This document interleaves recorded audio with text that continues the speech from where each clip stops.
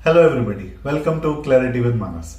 सो आज हम समझेंगे रियल एस्टेट को, बट स्टॉक मार्केट की लैंग्वेज में। Yes, you heard it right. Actually आप में से कई लोग रियल एस्टेट इन्वेस्टर होंगे, कुछ स्टॉक मार्केट इन्वेस्टर होंगे, कुछ लोग हो सकता है दोनों में इन्वेस्ट करते हो।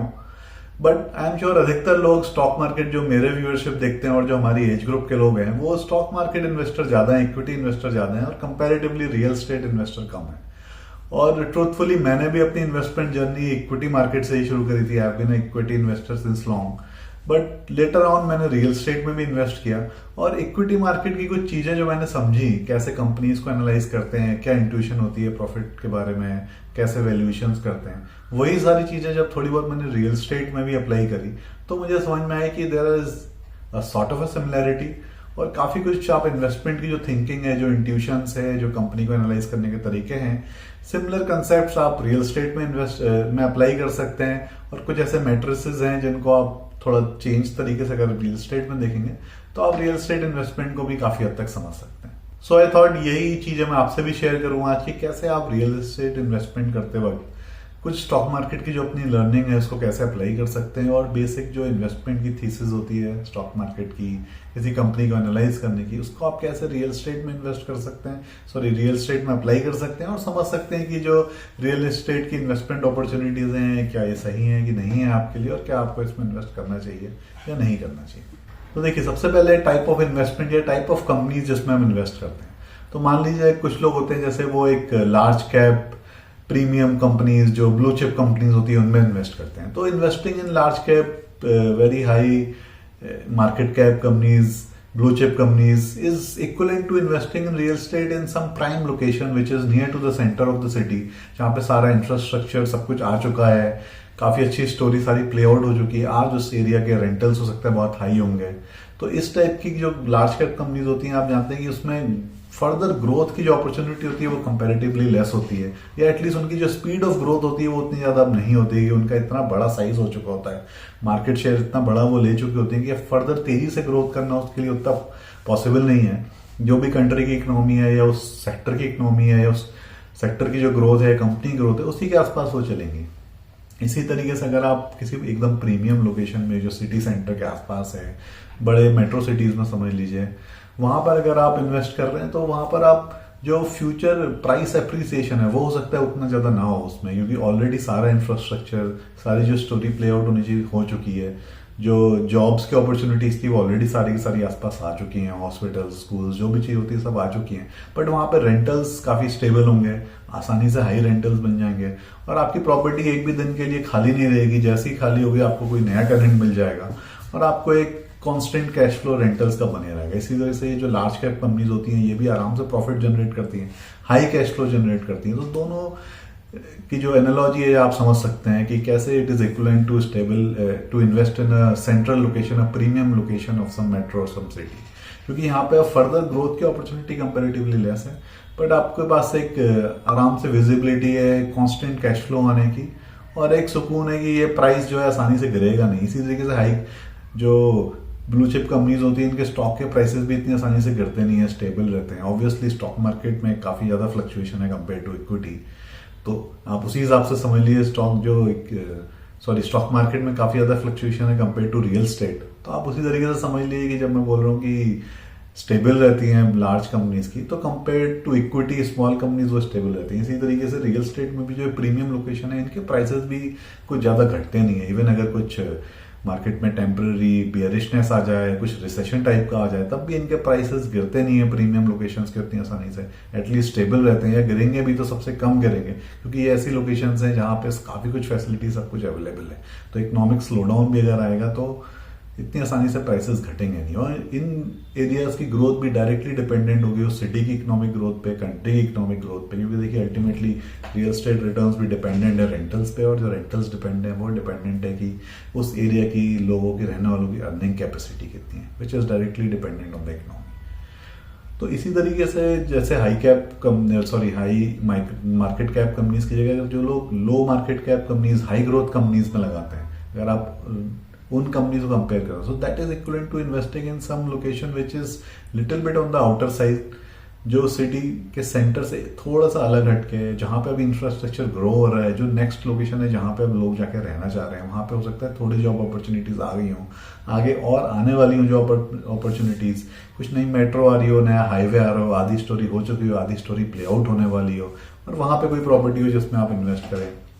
क्योंकि देखिए जो हाई ग्रोथ कंपनीज हैं वो ऐसी भी दो टाइप की हो सकती है। एक हाई ग्रोथ कंपनी ऐसी हो सकती है जो ऑलरेडी काफी प्रॉफिट बना रही है और फ्यूचर में और ज्यादा प्रॉफिट को इंक्रीज करने का चांस है, तो वो ऑलरेडी प्रॉफिटेबल है और ज्यादा प्रॉफिटेबल होने वाली है फ्यूचर में, क्योंकि उनकी कोई स्टोरी प्ले आउट होने वाली है, नया कैपिटल इन्वेस्टमेंट कर रही है, एक्सपैंड कर रही है, नए मार्केट में जा रही है। ऐसी लोकेशंस हो सकती हैं जहां पे ऑलरेडी थोड़ी जॉब्स आ चुकी हैं, थोड़ा इंफ्रास्ट्रक्चर आ चुका है, बट अभी भी रनवे बचा हुआ है और इंफ्रास्ट्रक्चर आने का, फर्दर और ऑफिस खुलने का, और लोगों के उस एरिया में आने के चांसेस हैं, तो वहां पे रियल एस्टेट और ज्यादा ग्रो करेगी। और हो सकता है आप अभी जो रेंट्स हैं थोड़े से कम हो, प्रॉपर्टी प्राइसेस किसी वजह से ज्यादा बढ़ गए और रेंट्स उतने अभी नहीं बढ़े क्योंकि जॉब अपॉर्चुनिटीज अभी थोड़ी आई हैं बट ज्यादा नहीं आई हैं, बट फ्यूचर में हो सकता है और जॉब अपॉर्चुनिटीज आ जाए। या फिर हो सकता है हॉस्पिटल स्कूल अभी बने नहीं है, बनने वाले हैं, बनने शुरू हो गए हैं, तो अभी रेंट्स कम है बट फ्यूचर में रेंट्स बढ़ने वाले हो सकते हैं। इसी तरीके से ये जो हाई ग्रोथ कंपनीज है that is equal to investing in this place, जहां पे कुछ स्टोरी है जो प्ले आउट हो रही है, आधी आगे और आधी होने वाली है, और कुछ ना कुछ ऐसे आपको चांसेस दिख रहे हैं कि ग्रोथ के हैं चांसेस। ऐसी कंपनी में आप तभी इन्वेस्ट करते हैं जब आपका मैनेजमेंट कुछ बोल रहा होता है, कंपनी के कुछ एक्सपैंड करने के चांसेस होते हैं, कुछ कैपिटल इन्वेस्टमेंट कर रही होती है, एक्सपैंड कर रही होती है। इसी तरीके से इन एरियाज में आपको कुछ ना स्टोरी प्ले आउट होती हुई दिखेगी कि कुछ 20-30-40% स्टोरी प्ले आउट हो चुकी है और बाकी की स्टोरी बची हुई है प्ले आउट होने के लिए, और आपको क्लियरली साइंस दिखेंगे वो स्टोरी प्ले आउट होती हुई। कुछ हाईवे बन रहा होगा, मेट्रो बननी शुरू हो गई होगी, और काफी और इंफ्रास्ट्रक्चर भी आ गया होगा। इसी तरीके से आप समझ लीजिए तीसरी और भी ऐसी कंपनीज होती हैं जो अभी प्रॉफिटेबल नहीं हुई हैं, अभी लॉस से लेकिन प्रॉफिट में आने वाली। हो सकता है एबिटा मार्जिन लेवल पे प्रॉफिटेबल हो गई हो, बट अभी तक वो पैट पॉजिटिव उन्होंने ना दिखा, अभी तक लॉस पे हो, बट सेल्स रेवेन्यू जिस तरीके से उनकी ग्रो करी है, ऐसा लग रहा है कि जल्दी ही है 1 साल के अंदर प्रॉफिटेबल हो जाएगी और फिर प्रॉफिट को भी काफी तेजी से बढ़ाएगी। इसको आप कंपेयर कर सकते हैं अगर आप रियल एस्टेट इन्वेस्टमेंट में करेंगे तो एक अंडर कंस्ट्रक्शन प्रोजेक्ट को, क्योंकि मैं यहाँ पे आपको जो प्रॉफिट या कैश फ्लो की एनालॉजी है वो आपको एक रेंटल से देना चाहता हूँ। जब भी आप रियल एस्टेट इन्वेस्टमेंट्स को कंपेयर करें, खासतौर पे अगर आप नॉन स्पेकुलेटिव इन्वेस्टमेंट जहाँ पे कुछ स्टोरी अभी चल रही है और आगे भी चलेगी और थोड़ी सी प्ले आउट हो चुकी है, उसमें आपको रेंटल्स कंपेयर करनी चाहिए। तो rental is equal to what the profit इस कंपनी जैसे अर्न करती है, ऐसी रियल एस्टेट एक रेंटल है जो कैश फ्लो अर्न करती है। तो अगर अंडर कंस्ट्रक्शन प्रॉपर्टी है तो अभी वो कोई रेंटल ही अर्न नहीं करी। इसी तरीके से एक ऐसी कंपनी है जो कि अभी काफी छोटी है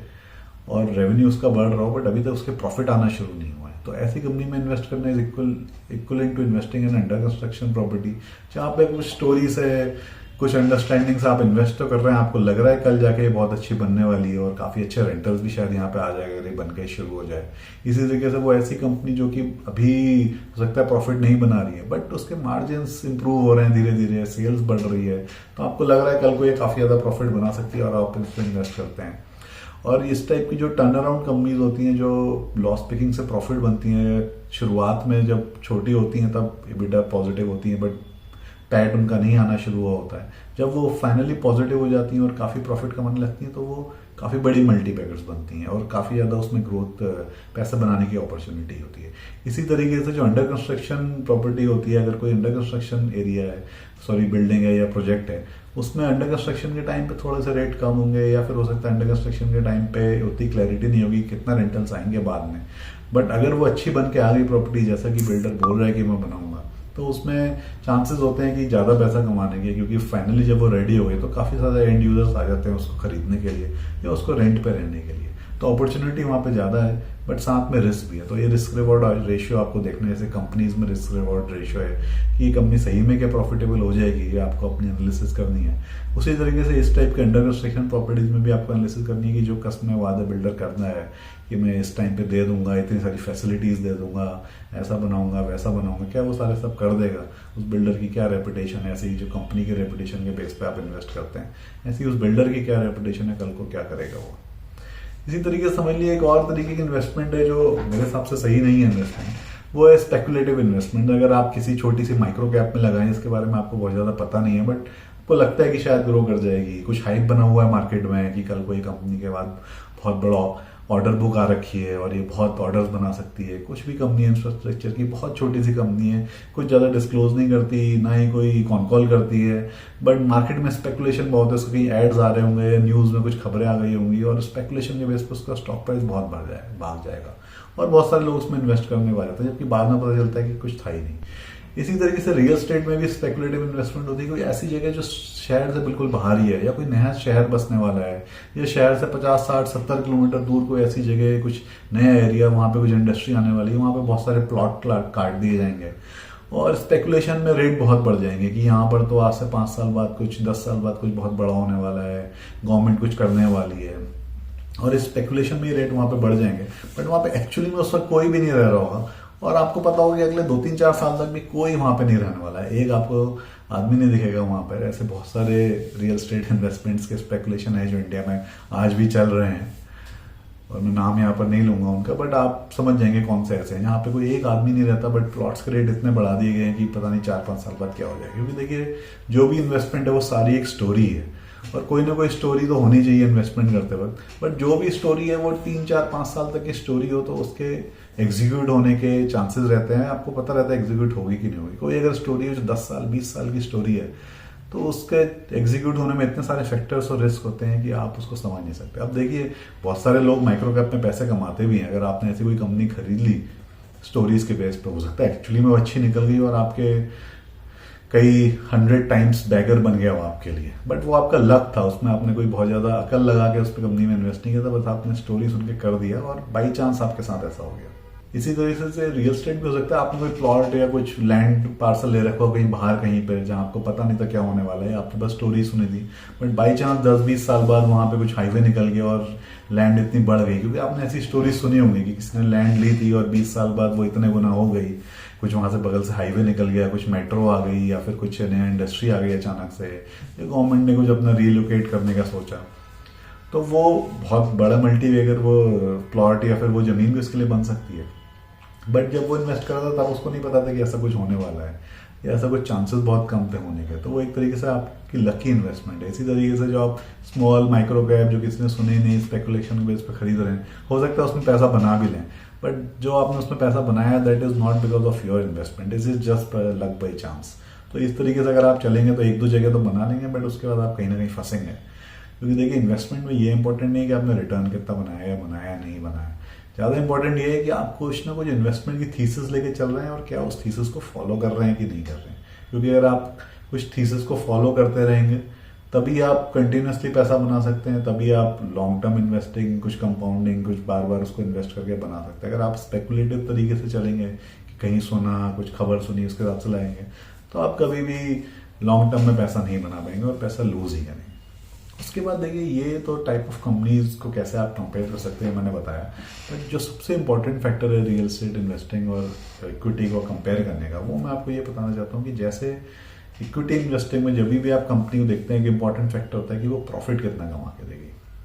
फाइनली शेयर होल्डर्स को कितना प्रॉफिट आफ्टर टैक्स मिलेगा। इसी तरीके से रियल एस्टेट इन्वेस्टिंग जब आप कर रहे हैं, non speculative real estate investing कर रहे हैं, आप स्पेकुलेशन में कुछ भी कर रहे हैं वो अलग बात है, आपको ये देखना है कि वो जो प्रॉपर्टी वो रेंटल कितना देगी। तो देखिए ultimately rentals are the most important thing in real estate. हो सकता है आप प्लॉट भी खरीद रहे हैं, कुछ कंस्ट्रक्ट ना करें, बट जहां आप प्लॉट खरीद रहे हैं वहां पे आज के टाइम पे क्या रेंट चल रहे हैं, कुछ तो आसपास लोग रहते होंगे जो रेंट बनाते होंगे। क्योंकि देखिए जैसे कि हम इक्विटी मार्केट में एक स्टेटमेंट बोलते हैं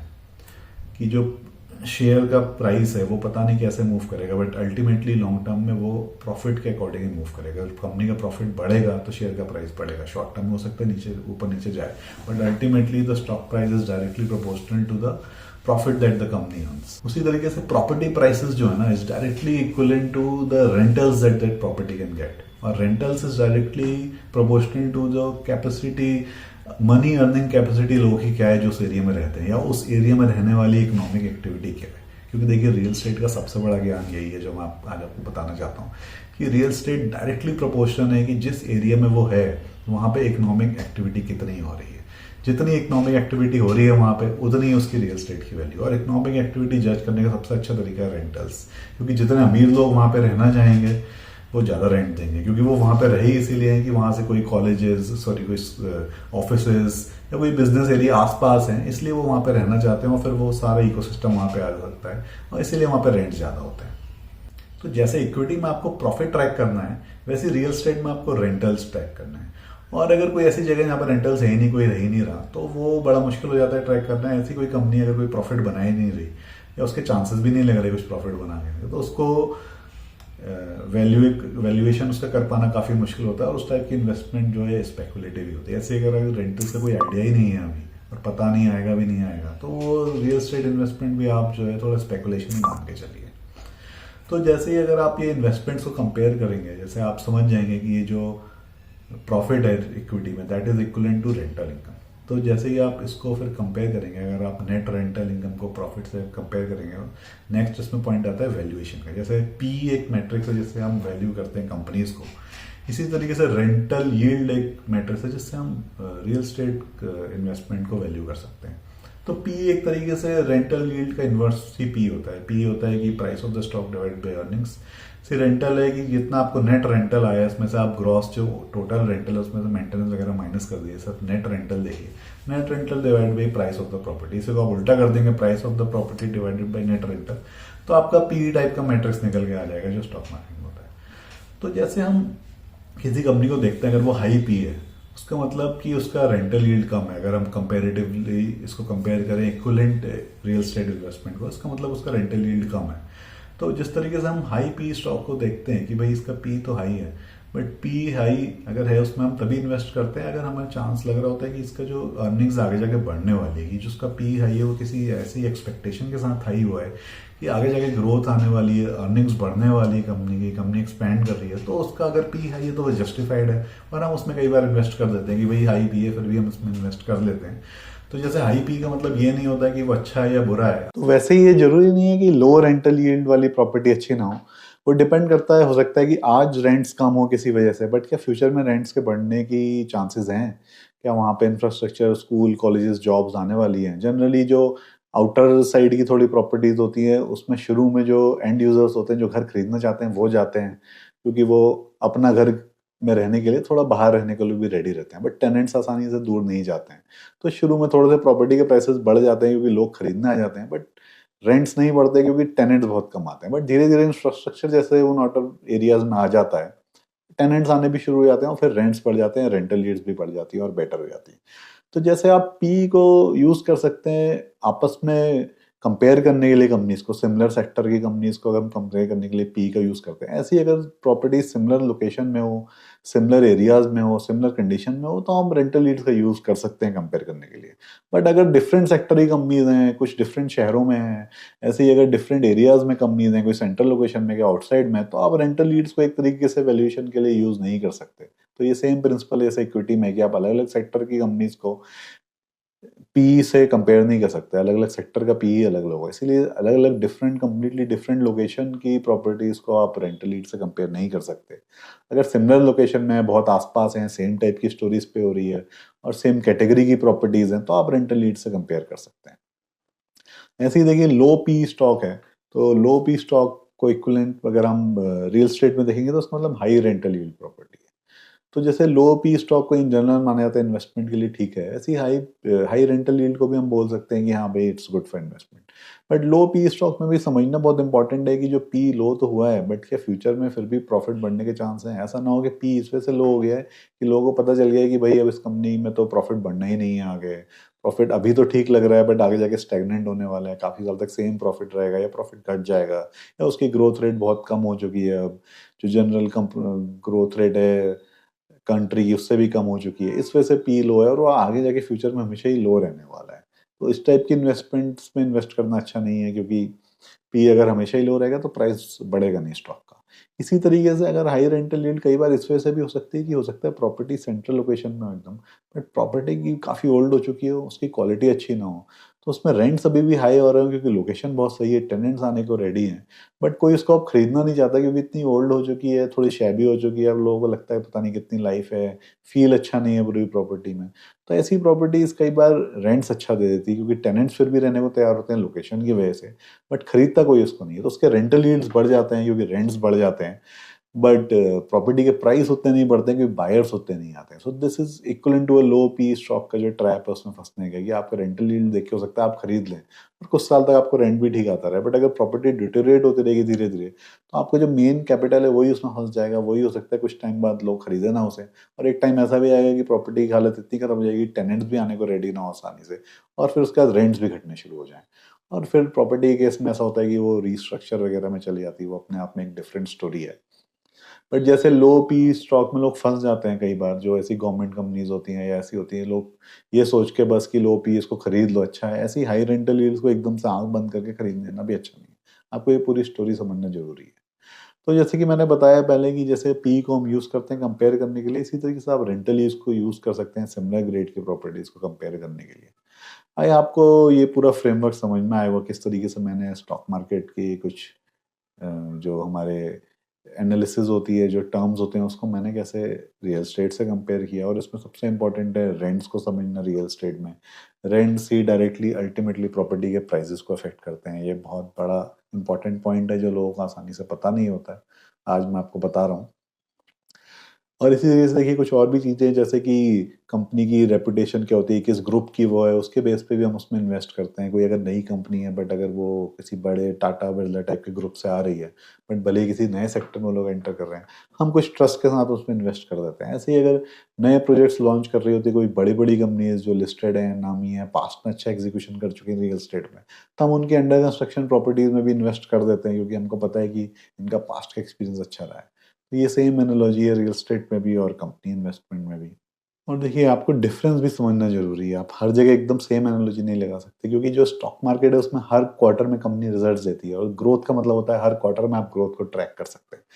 बट रियल एस्टेट में टाइम लगता है ग्रोथ को समझने में, आपको ये समझने में कि ये प्रॉपर्टी अच्छा कर रही है कि बुरा कर रही है, कई बार 1 साल 2 साल 3 साल लग जाता है, क्योंकि किस तरीके से उसके प्राइसेस मूव कर रहे हैं, किस तरीके से उसके रेंट्स मूव कर रहे हैं, ये समझने में आपको थोड़ा टाइम लग सकता है। हर क्वार्टर बड़ा मुश्किल है आपको चेक कर पाना कि ग्रोथ कैसी हो रही है रियल एस्टेट में। तो ये एक डिफरेंस भी है, क्योंकि ये एक अपने आप में एक रियल एक्चुअल एसेट है,